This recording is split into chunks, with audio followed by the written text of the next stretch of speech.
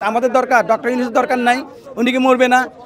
উনি যদি বলে না উনি বাংলাদেশের বাইরে ওনার কবর হবে, ওনার বাংলাদেশের বাইরে ওনার জানা যাবে, তাহলে ঠিক আছে। আমরা তো বাংলাদেশে বসবাস করি, বাংলাদেশে থাকতে হবে। এক একটা জুলাই যোদ্ধা আবাবিল পাখি হয়ে আমরা এই যে ডক্টর ইউনূসের যেই বাসভবন যমুনাতে, ওখানে গিয়ে এক একটা পাথর করে নিক্ষেপ করব। ওই পাথরগুলো আল্লাহর গজব হয়ে পড়বে। কেন আজকে আমরা এখানে এভাবে গিয়ে দাঁড়াবো? ওনার কেন এত ভয়? কিসের এত ভয়? এর পিছনে কি কোনো কাজ করছে?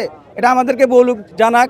আমরা তাদেরকে দাঁত ভাঙা জবাব দিতে, প্রত্যেকটা লোকের আমরা দাঁত খুলে নিয়ে আসবো, যেন আর কথা বলতে না পারে। শহীদ পরিবার এবং আহত জুলাই যোদ্ধাদেরকে বাকি রেখে কিভাবে একটি জুলাই সনদ স্বাক্ষরিত হয়, আর যারা জুলাই সনদে এখন আজকে সিগনেচার স্বাক্ষর করবে তাদেরকে আমরা জুলাই গাদ্দার হিসেবে ধরে রাখবো। কেন অবস্থান নেওয়ার উদ্দেশ্য একটাই, আমাদের যে জুলাই স্বীকৃতি, জুলাই সনদের আমাদের কোনো আশা প্রতিফলন, যে আশা আকাঙ্ক্ষা ছিল, সেটার কোনো কিছু বাস্তবায়ন হয় নাই। তাই আমরা এখানে আজকে এসে দাঁড়িয়েছি। না, জুলাই ঘোষণাপত্র পাঠ হয়নি, কিন্তু কাছে জুলাই স্বাক্ষর গিয়ে বলার জন্য এখানে বিভিন্ন রাজনৈতিক দল, অঙ্গ সংগঠনগুলো গিয়ে দাওয়াত দেওয়া হয়েছে, শুধু আমরা ছাড়া। আমরা এখানে এভাবে কেন আসছি? এটা অবশ্যই সরকারের ব্যর্থতা। কেন সরকার আজকে আমাদেরকে এভাবে এখানে পরিস্থিতি এনে দাঁড় করিয়েছে? এটার জন্য অবশ্যই ডক্টর ইউনূস দায়ী।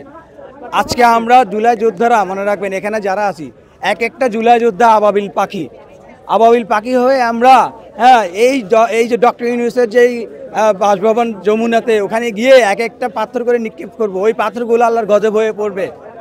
কেন আজকে আমরা এখানে এভাবে গিয়ে দাঁড়াবো? ওনার কেন এত ভয়? কিসের এত ভয়? এর পিছনে কি কোনো কাজ করছে? কোনো এজেন্ট, কোনো আপনার গিয়ে কারা কাজ করছে? এটা আমাদেরকে বলুক, জানাক। আমরা তাদেরকে দাঁত ভাঙা জবাব দিতে, প্রত্যেকটা লোকের আমরা দাঁত খুলে নিয়ে আসবো, যেন আর কথা বলতে না পারে। কেন আমাদের সাথে আপনার এভাবে পায়তারা করতেছে তারা আমাদের এই সনদ নিয়ে? এটা আমাদের যৌক্তিক দাবি। কেন তারা আমাদের সাথে এই ফাজলামিগুলো করতেছে? এই ফাজলামিগুলো তারা যে করতেছে, আপনারা গণমাধ্যম যারা আছেন তারা তুলে ধরেন ভাই। এই যে জুলাই সনদটা শুধু কি একা আমাদের দরকার, ডক্টর ইউনূসের দরকার নাই? উনি কি মরবে না? উনি যদি বলে না উনি বাংলাদেশের বাইরে ওনার কবর হবে, ওনার বাংলাদেশের বাইরে ওনার জানা যাবে, তাহলে ঠিক আছে। আমরা তো বাংলাদেশে বসবাস করি, বাংলাদেশে থাকতে হবে। আমাদের কি বাংলাদেশে থাকতে হলে আমাদের যে মরতে হবে, মরলে আমার জানাজা হবে না, কবরও হবে না। আপনারা জানেন যে গণ অভ্যুত্থানের দীর্ঘ 1 বছর অতিবাহিত হয়ে গিয়েছে। এখনো পর্যন্ত আমাদের আহত ভাইয়েরা তাদের উন্নত চিকিৎসার জন্য দুয়ারে দুয়ারে ঘুরছে।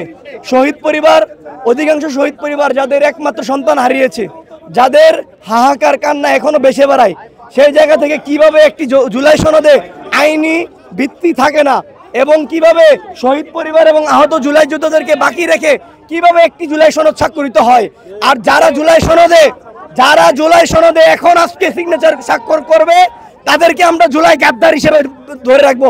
সে যত হেরামোলা লোকই হোক না কেন, তাদেরকে ছাড় দেওয়া হবে না। আমরা 1 বছর ছাড় দিয়েছি, অনেক হেলাফেলা করেছেন, আর হেলাফেলা আমরা মেনে নিব না।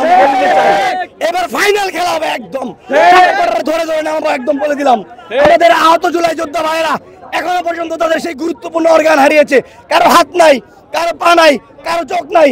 আমাদের অসংখ্য শহীদ পরিবারদের তাদের একমাত্র উপার্জন ক্ষমতাশীল ব্যক্তি তাদের সন্তানকে হারিয়েছে, তারা এখন হাহাকার করছে, তাদের কোনো পূর্ণবাসন নাই।